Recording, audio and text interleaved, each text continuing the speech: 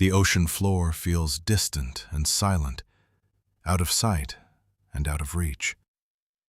Yet beneath kilometers of water, Earth is constantly reshaping itself. Plates collide, rock melts, mountains rise in darkness.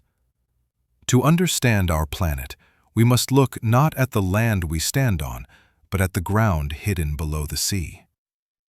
So why does the seafloor contain extreme trenches like the Mariana Trench?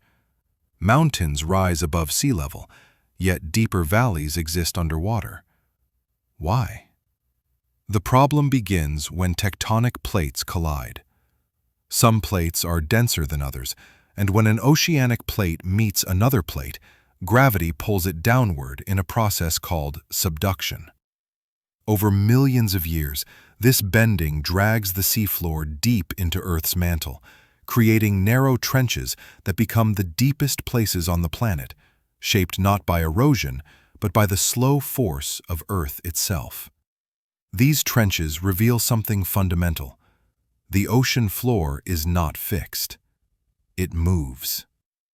So why do continents drift across the planet? Africa was once connected to South America, yet oceans opened between them. Why? Earth's outer shell is broken into massive plates, floating on a slowly flowing mantle beneath. Heat from Earth's interior drives convection currents that push plates apart, pull them together, or slide them sideways. Over geological time, continents migrate, oceans expand, and the planet's surface reshapes itself. Where plates separate, something dramatic happens below the ocean. So why are there so many volcanoes beneath the sea? Fire feels like a surface phenomenon, yet most volcanic activity happens underwater. Why? As tectonic plates pull apart, pressure decreases, allowing hot mantle rock to melt and rise through cracks in the crust. Seawater hides these eruptions, but does not stop them. Lava cools instantly, forming new seafloor and creating vast volcanic ridges stretching across the planet. Where plates collide or slip, energy does not disappear. So why do earthquakes occur beneath the ocean floor? The ocean may look calm, but the ground below it stores enormous stress. Plates lock together, friction builds, and when that resistance is overcome, they shift suddenly. Energy is released as seismic waves, reshaping the seafloor and sometimes triggering tsunamis that travel far beyond the quake itself. Even in this darkness and pressure, heat escapes from Earth's interior. So why do hot water vents exist at extreme ocean depths? Cold surrounds them, yet boiling water erupts from the seafloor. Why?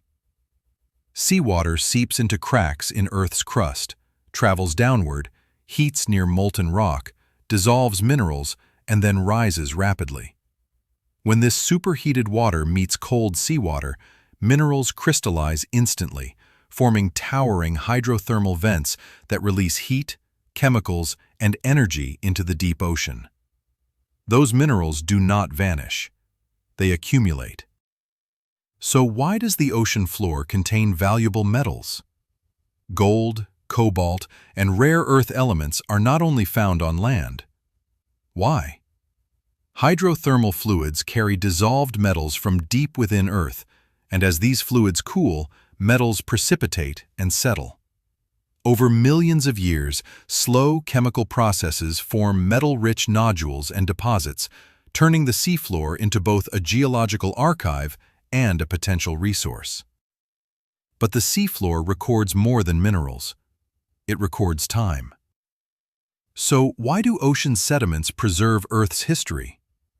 Land erodes, rivers carry particles to the sea, and sediments settle layer by layer on the ocean floor.